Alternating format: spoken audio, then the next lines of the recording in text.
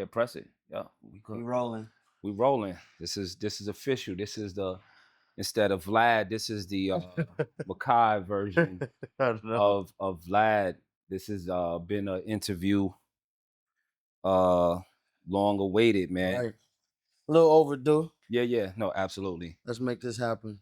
So Zaki, man, introduce yourself and tell Uh us where you from. oh yeah. I mean, you see it right here, man. I'm from Brooklyn. Zaki Smith. My mama named me Michael Smith, but everyone pretty much knows me as Zaki. Mm-hmm. Born and raised in Bed-Stuy, Brooklyn. Mm-hmm. Pretty much lived there all of my life. And yeah, man. What was your upbringing like? Whoa. Like In family, regards to how, what do you what like yeah, like yeah. what was it like growing up in Brooklyn? Because you were raised in the 70s, 80s. Yep, yep. Born what year were you born? 71. 71. So Yeah. you was raised in the 80s, 90s. Yep. So what was it like in Bed-Stuy, Brooklyn at that time? Yeah, so I think it's a couple of versions of what best style looked like, coming up for me. So as a young kid, Mm-hmm. right, as a little guy, elementary school kind of thing, um, Brooklyn was fun, Mm-hmm. right? I played outside like the rest of the kids. We came out, we rode skateboards, we rode bikes, we played in the fire hydrant. We went to Marcy Pool, which is the Mm-hmm. pool in the area in Right. my hood. Right. And we played tag, we played together. Mm-hmm. We had fun. This is where Mm-hmm. you kind of learned a lot of things, especially in the absences of programs that like they have now. So like in gymnastics, Mm-hmm. we didn't have a gymnastics program. Mm-hmm. We was Lauryn Hill with it, Right.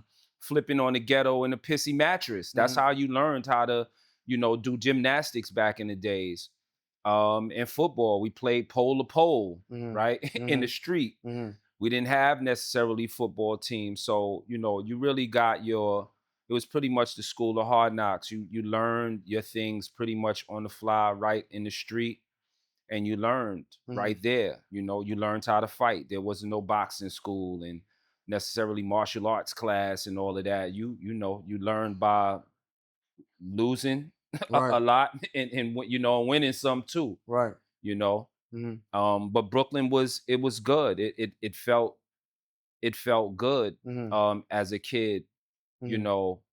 Um but there was also moments, there was moments as a young person Mm-hmm. coming up as a kid, man, especially my household conditions as a kid, Yeah. and So did you have both parents in the house? I did not. Okay. So I what was it like growing up with just a mom or just a dad or uncle or how what Right. was your family environment like growing up? Yeah. Initially, my mother was pretty young when she had me, Mm-hmm. and so we lived with my grandparents, of course, my grandmother and grandfather. But then, after we left, um, we was on our own for some time. But then I was pretty much raised with a stepdad, Mm-hmm. right? So there was another male in the home, but he was my stepfather. I didn't meet my father, my biological father. I don't know how old I was when I actually met him. That I remember meeting him, um, but I don't remember him being a part of my life at all very early on because he wasn't Mm-hmm. right in the very very early stages of my life. I think it's possible I may have met my pops when I was maybe 7. Mm-hmm. I think I remember walking down Nostrand Avenue, and we passed. It was Monroe and Nostrand, and my mother came past this man. He was walking a dog, and she was like, "This your father." You just just coincidentally you just bumped into your Coincidentally, dad? bumped into my father. What was that like for you? How at that moment? I know being young at 7, how did you feel? Like did it impact you in any kind of way, or Um, was it just like oh okay, and it's like did you keep it pushing? it was a okay, but I think there was a moment in my mind was like, "Oh, I actually have a father." Mm-hmm. Right? I have someone that's that's my actual father, because before then, it was my stepfather and my brother and sister's father Mhm. who like used to pay for me to get haircuts. Me and my brother used to Right. get haircuts in the neighborhood, so I knew of him. I remember him around early on as a kid, uh, and so that's what I knew. But I didn't know of my own father. So to see him was like, oh wow. And he was in the neighborhood, you Mhm. know. But there was never, I think there was always a conversation to some degree when I did hear about my father. It was just, it was very negative. It was, he didn't do nothing from you. He wasn't a part of your life. And Mhm. and that pretty much remained true, Right. you know. So you guys didn't keep in contact after that run in, or We did, we okay. did, we did keep in contact, but it wasn't through necessarily his initiative. Okay. It was a combination of two individuals in my life.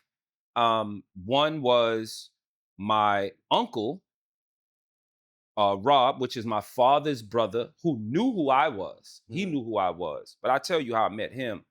But my stepmom, which is my mom, she made certain like that I was that I was coming around, that I knew my other siblings, because at that time, I had a sibling, right? Mhm. Which was my sister Kelly, and then I had two brothers and an additional sister, which Mhm. my stepmom had by, of course, by my father. Right. But she made certain that it was tight knit in terms of me being around and being present and being a part of my life. Mhm. It wasn't an initiative that my father established at all. It was primarily her and my uncle Rob. I knew the other side of my family, which like my aunts, my cousins, my great You grandmother, say other side, is this your mom's side or my father's your side, father's? Okay. right, was through my uncle Rob. Like he introduced me to the family that was like in the same neighborhood that I had no idea. I didn't know I had a great grandmother. Like my uncle Rob, man, he had seen me in East New York in my grandmom's Mhm. crib and was like, "Yeah, I'm your uncle," And I'm like, Mhm. "What?" And spoke to my grandmother about, if you mind if I take him every now and then. And my grandmother was like, "Sure." My uncle used to ride me on his 10-speed bike on the pole from East New York all the way to Bed-Stuy, bro. How far is that trip for those who don't Yo, know? that trip is about, on a bike, that may be a good hour, possibly, on a bike ride. But as a kid, Yeah. I'm a small guy, so it didn't phase me. It was Yeah. cool, what I'm Yeah. saying, to Yeah. be with my uncle and to do that and just to kind of meet my family and to Mhm. know that I had a great grandmother Mhm. and other, cousins and things of that nature. And he was the force behind that. Him and my stepmom. Mhm. You know, So going back to your dad, when after that run in, and you kind of kept like a, obviously it was you say it was like, your family had to take initiative for him. Did you ever get a chance to speak to him one on one and kind of ask questions on why he wasn't there, or? I did not. I never asked those questions. Mhm. I never asked those questions. I think, coming up at the time that I was coming up, there was definitely a certain fear and a certain reverence and respect that you had for adults. Mhm. And there was never an opportunity for you to even ask those kind of questions, Mhm. right? It almost felt disrespectful to adults to ask those kind of questions or what have you. And Mhm. so I never bothered to ask. Mhm. I never asked. But it's funny that I only had one side of it and I never bothered to ask the other side. Right. But it's funny how I did actually eventually get some very small understanding of the other side from my father when he was dying. Mhm. So later on in life, Yeah, much as you later. were. I mean, I was a full on, Mhm. grown up, and Right. he was dying 2013. Right. He was dying from cancer, and it was moments where he really just started going back into when I was little and things that happened. I was in a foster home, and because my stepfather beat me, Yeah. and I Yeah. was taken away and was put in a foster home for some Mm. time, and he knew about it. So this was how old, the foster home? I may have been 8.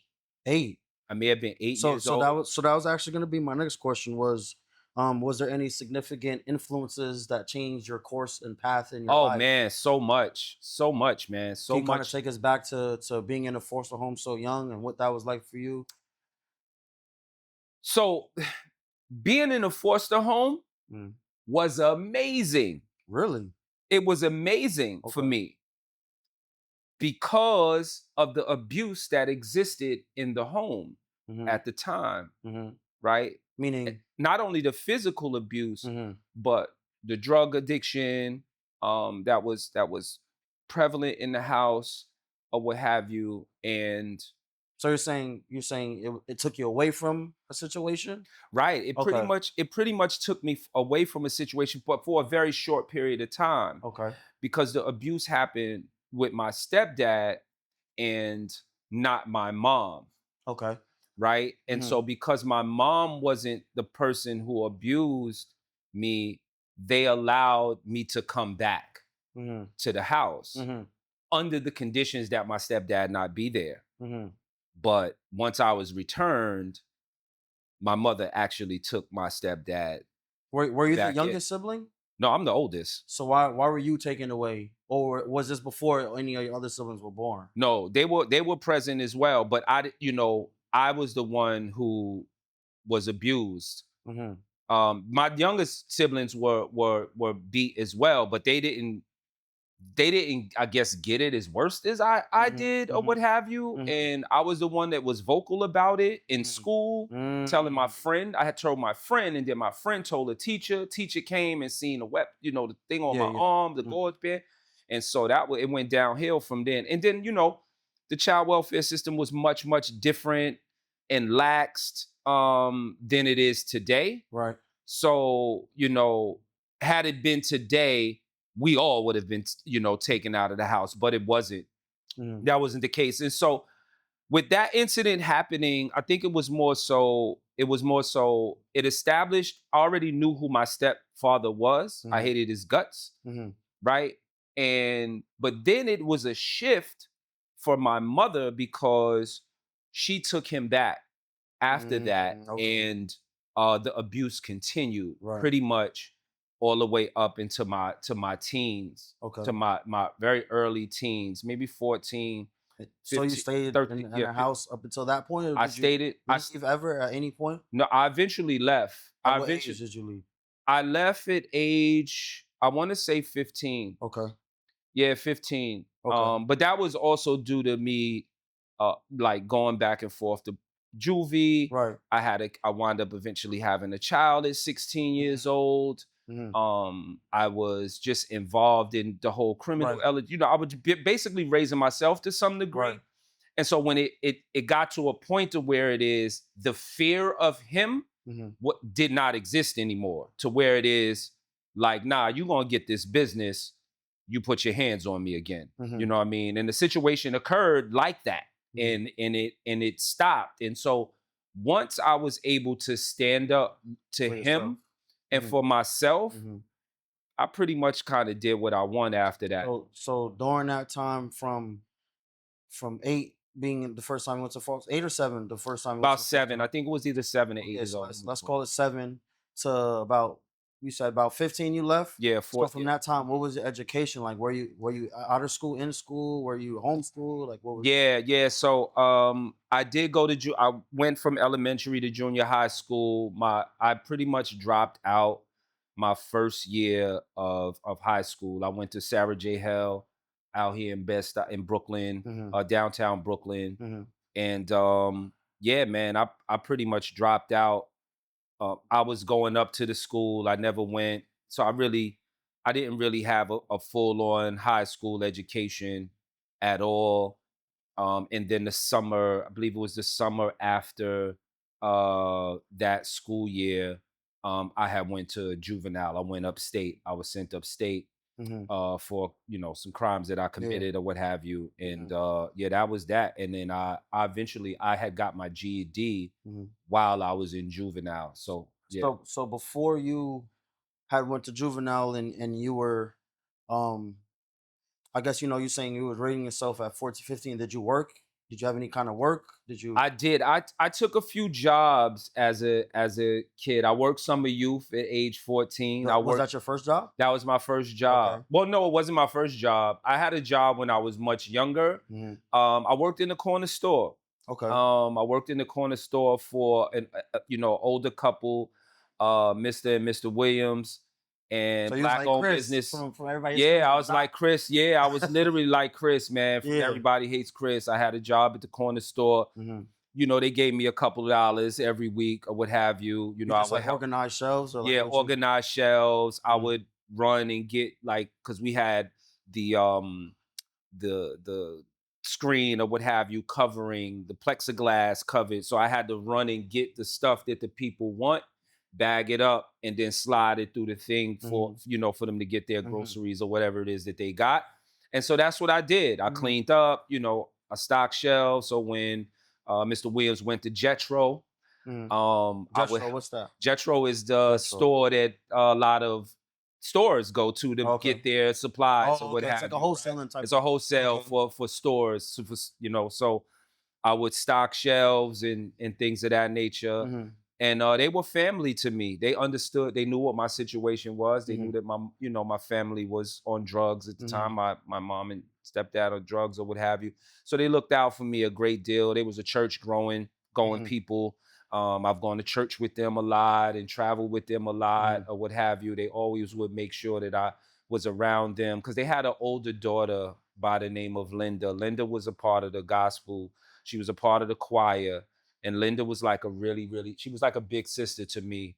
And she took me in, man. And Mhm. they really treated me, well, you Mhm. know. Um, but I was getting older Mhm. and the streets was calling me too, because I was seeing friends of mine. They were able to go out to the block parties, and I was a dancing dude, you know what I'm saying? Mhm. So I came up with breaking and all of that. So I Yeah. was into all of that, Yeah. DJing or whatever. And so, like, the block parties is coming, and I'm like, hold up, I'm stuck in this You the odd store. one out, yeah. Yeah, I'm in this store right now, you know what I'm saying? I want to be out, Mhm. and so again, the lights of a preteen and the streets is calling, and eventually I stopped working Mhm. in the corner store and just eventually started, going in the streets and Mhm. hanging out or what have you. So right before the streets, you did the summer camp. You did the store in the summer camp. I did, yeah. So it was the store, and then it was the youth employment I Mhm. had at age 14. Once you turn 14, you're able to work for what is called summer youth. Mhm. And I worked at a school doing the lunch program, like Okay. summer lunch, Mhm. right? Mhm. And that's what I did Was for that one. volunteer? Or did you get paid No, for you that? got paid. You got paid for that. Okay. You got paid for that summer initiative. And I only worked it 1 year. I Mhm. worked it 1 year, and the next year, at age 15, I was in the street. So You what? know, What? So just feeling like the hour went out. Was that kind of like what drove you to the street in a sense? no, no. What was it? Did you feel like you had to fend for yourself? What was it that you felt like, okay, I tried this working, it's not working out. Let me go down this path. What kind of took you down that path? Yeah, I think what was it was already around me. It was a Hmm. part of my household, Okay. right? It was a part of my household, whether it be my uncles, whether it be my uncle's friends, my mother, like, was involved in just kind of crime at the time, right? And so it was something that I saw early on. So I didn't have to necessarily get it from the street. It was just a part of what was, my aunt, right? All this is what it was. And so I wanted to be a part of that. Hmm. I wanted in, Hmm. right? Because also it's like social capital, right? It's Hmm. who I am and how do I fit in the sequence of what is happening in the hood. Hmm. And so it just sort of was like the inevitable thing for me to, like, be in that space, and that's what it was, because I didn't necessarily have any bumpers around me to really be like, don't do that. Hmm. I think once I got my first arrest and I was like, I didn't get in trouble for it. Hmm. I was like, Okay. It was kind of like just a slap on the wrist. And it wasn't. I'm not even talking about trouble with the law. Oh, I'm okay. talking about trouble with my mom's Oh, okay, okay. or Her like finding my out. family, Right, right? Then, right, right. like it wasn't even. Yeah, and once I've seen it, like Hmm. I can no longer be put on punishment or Yeah, get beatings. right Mhm. beatings. It was like, all right, off to the Yeah, races. Here it everything's is. up for grabs, right? Everything's up for grabs. So before you had went did your first juvenile bid, did you have any dreams or aspirations growing up? Did you want to become something? Did you? Absolutely, yes. I tell my grandson Damani this. I've told my children this as well. I wanted to dance, man. I really did. I wanted to dance. I was really nice with it, and it was something that I did well. At least I believed it. But the community around me believed it too. Like Yeah. folks was like, "Yo, Mike." They call me Mike. Hmm. Like, yo, Mike is nice with it. I go to block parties and battle and all of that kind of stuff. Like I just was into that, Hmm. And so me and my dude Foot, Stephen White, Hmm. as kids, man, we was like, nah, we gonna do this. And we both was nice with it. And he was a DJ. He was a DJ. So that's where I, picked up DJ and also along from my grandfather, but he was like the only kid in the neighborhood at that time that had turntables, right? Right. Whether it was like two record players, there wasn't techniques, but he had a mixer and two things to play records on. And that's where we was able to go to his crib on Hmm. Clifton Hmm. and learn and play, right? And so, but I wanted to dance, man. And I wanted to go to the School of Arts, the high school, the School of Arts in Manhattan. My grades didn't, I wasn't able to pass the test or whatever. But the big discouragement around even being a dancer was the fact that being a dancer was connected to homosexuality, like only gay people Really? danced. Okay. And so um once that was, a thing, that just killed the dream after that. You know what I Hmm. mean? Because, back then it was like, man, you connected with that. And so I never pursued it. Hmm. And actually no adult actually enforced it. No adult encouraged me to pursue my dream, really. It no, it just wasn't. And Hmm. so the streets was able to deter me from pursuing my dreams. Because that's all they knew. Their voice weighed more heavy, Right. and yeah, I never returned. I never returned to it. I never pursued it. And like Big said, either you slinging crack rock or you got a wicked jump shot, and I Mhm. ain't have a wicked jump shot. So I got with the program. What was Right. coming up in the '80s? So that's kind of where I was gonna top off at was can you share any circumstances or decisions that led to your incarceration? Again, I was just a young person that was just pretty much allowed to just, do, what he wanted to do to some degree, because my own family was struggling with their demons. Hmm. And so the boundaries and the barriers there to sort of keep a young man in line or to assist a young man just wasn't there. Hmm. And because of that, um and it wasn't even in the street either, right? Because now you got, like, for example, you got cats like myself and other brothers, man, that's coming home from prison, is able to talk to a young person, be like, yeah, nah, don't do this and don't do that or what have you, and try to school them or whatever. Reform, yeah. When I was coming up, that wasn't the case.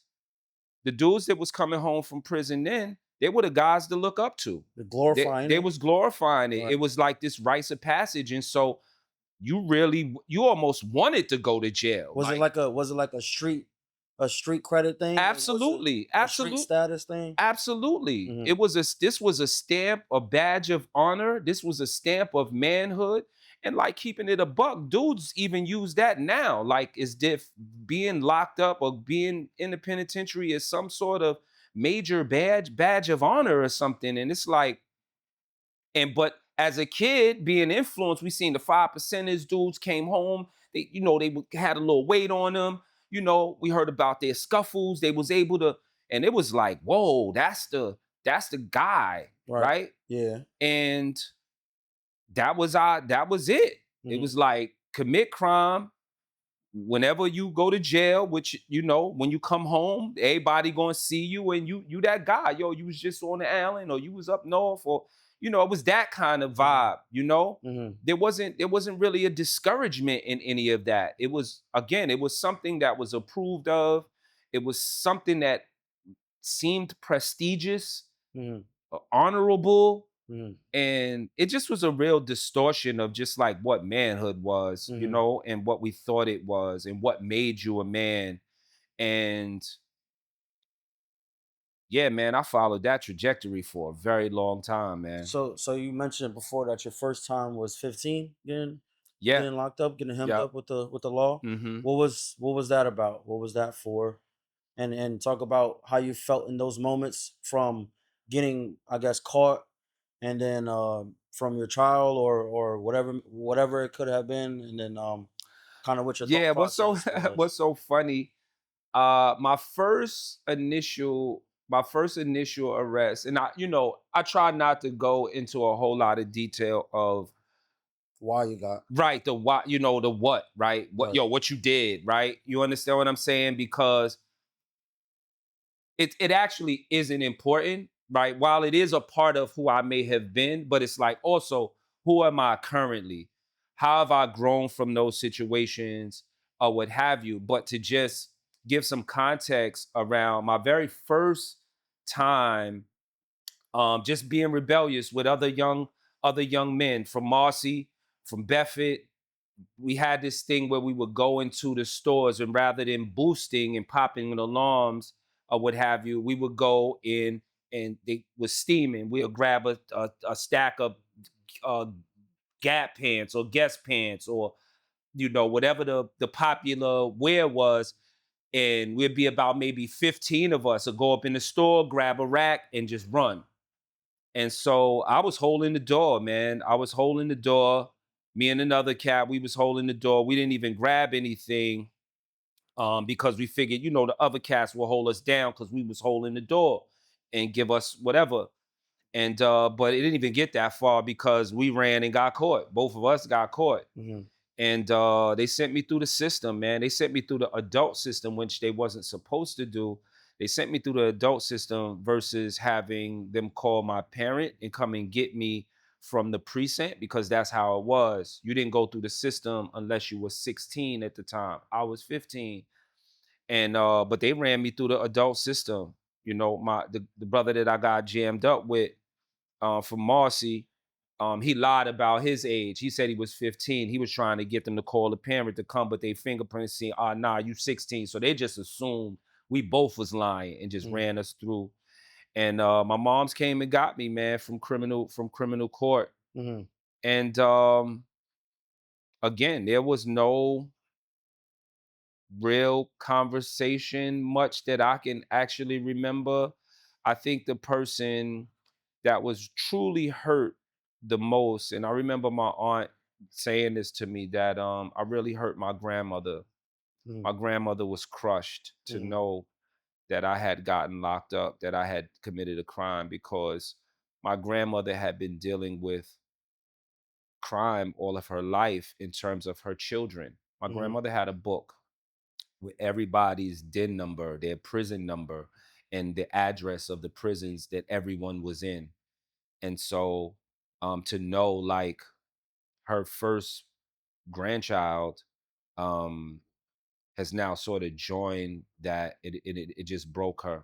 Yeah. It broke her. She never expressed it to me, Hmm. but my aunt made mention Hmm. of it to me that it really crushed my grandmom's. Hmm. So